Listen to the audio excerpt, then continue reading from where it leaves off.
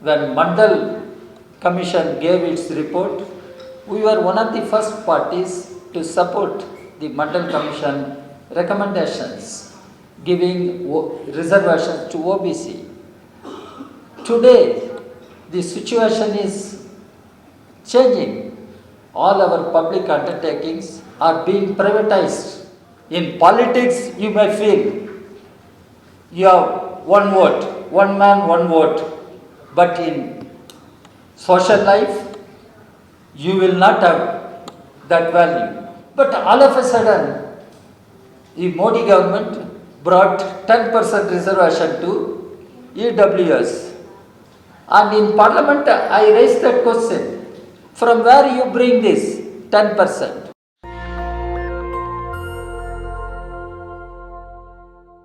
At that point of time, the Constitution makes it clear. India should move forward as a secular nation, as a federal nation, as a nation having a welfare state. But the RSS BJP combined tries to support this constitution and replace it with their own, I can say, this Manusmriti. This is what we should understand. That is why the struggle for social justice is a long-drawn battle. It's a long-drawn battle. And we need to fight this battle. The Constitution makes it clear. It is not just social justice. It is also economic justice, political justice. All of you must have gone through the preamble of the Constitution. We the people, that begins like that. Then it goes, strive for justice, social, economic and political. So when we talk of social justice, we need to fight for economic empowerment. We need to fight for political empowerment. If that is so, what should we do? I represent Communist Party of India. Our party was formed in the year 1925. We fought against British Raj. We made supreme sacrifices. And we played a frontline role in liberating the country. Now we have been fighting. And according to us, there are three basic challenges in our society. One, the class exploitation, the struggle between haves and have-nots. The other one, the caste hierarchy, the caste-based discrimination. The third one, patriarchy. Our women do not get equal rights. There is no gender equality. These three major challenges we must address. We must address. And this is a fight for political power. I make it clear. This is a fight for political power. As long as you have BJP, RSS combined in power, you can go on speaking about social justice. After quite some time, even you cannot speak about social justice. You may not be able to hold meeting in halls like that or in public places. That is the character of fascism. We should understand. And fascism doesn't mean what happened during Hitler's time in Germany or Mussolini's time in Italy. Now what we are witnessing is the Indian variant of fascism we should understand. And this ideology of RSS, BJP perpetuates the caste hierarchy, perpetuates exploitation, perpetuates the gender disparity, patriarchy. And we must understand this. As Communist Party of India, we have been supporting the reservation policy ever since the policy was discussed and agreed upon. When Mandal Commission gave its report, we were one of the first parties to support the Mandal Commission recommendations giving reservations to OBC. Today, the situation is changing. All our public undertakings are being privatized. All our public undertakings. Then, where is the scope for reservation in public undertakings? Because they are being privatized. So, our party is one of the first parties demanding reservation in private sector. Demanding reservation in private sector. But the present government doesn't agree. That is why the struggle for social justice is an ideological struggle. It is a political struggle. A few days back, Mr. Modi talked about Buddhism. You must have read, he talked about Buddhism. Oh, Buddha's teachings are valid for present day world. We should ask Mr. Modi, before you tell the whole world about the teachings of Buddha, you tell the teachings of Buddha to your friend Adani and other Ambanis. Because they are looting the nation. They are looting the people. And this is what we should learn from the life of Buddha also. Why Buddha renounced his kingdom? Renounced everything. Why? We are country of Buddha. But what is the lesson we draw from Buddha? It is Buddha who said greed is the root cause of misery. Because who is having that greed? People who are have-nots, who do not have food for eating, who do not have a roof on their head, who do not have any security.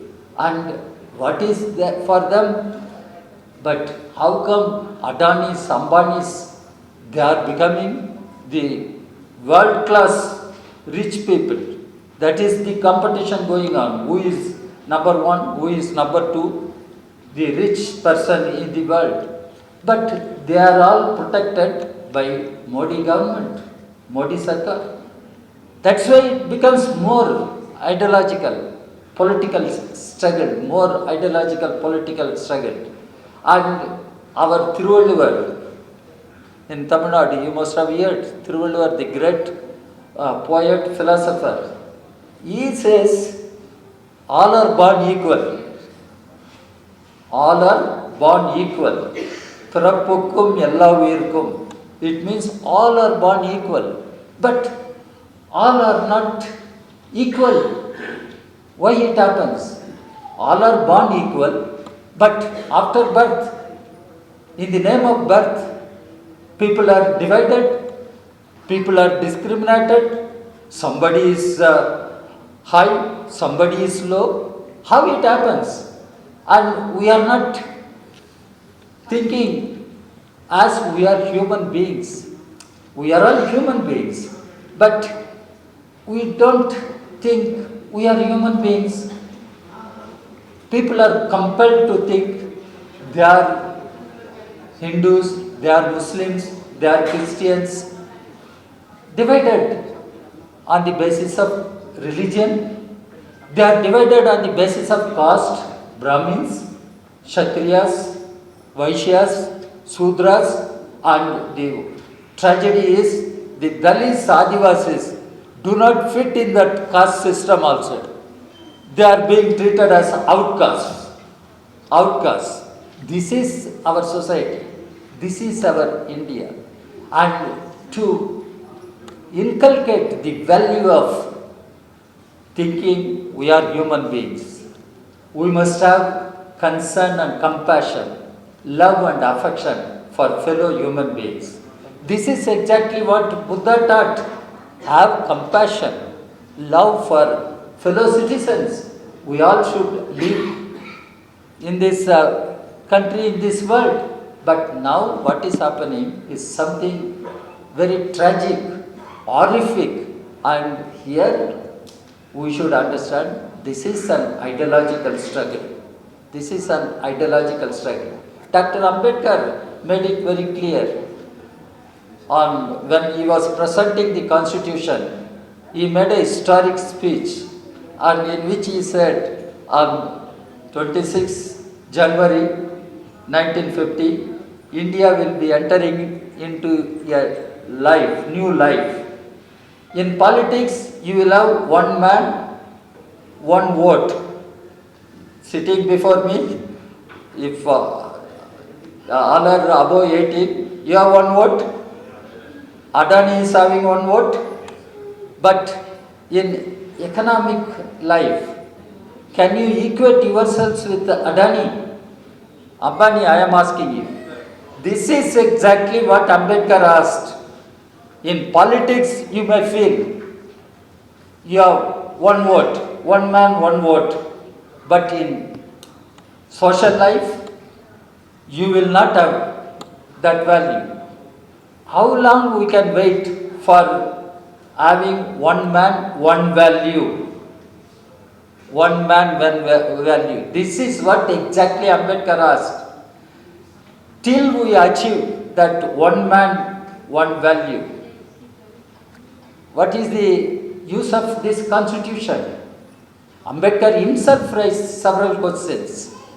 How long this inequality can continue? How long this discrimination can continue? And we must think over. We must think over. That is why it is a long drawn battle. It's an ideological struggle. It is a political struggle. Even the question of reservation. I pointed out certain things. Now, Supreme Court has put a ceiling. Reservation should not exceed 50%. The SC, ST, they have reservation up to 22.5%.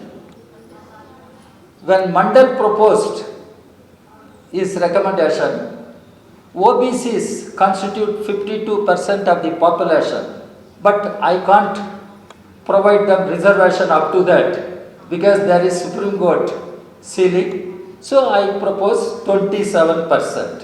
So 27% plus 22.5%, 49.5%. But all of a sudden, the Modi government brought 10% reservation to EWS. And in Parliament, I raised that question. From where you bring this 10%? The 50.5% is open to everybody, open to SC, open to ST, open to OBC, and you are taking away 10%. How can you justify this? Even Supreme Court is not questioning that.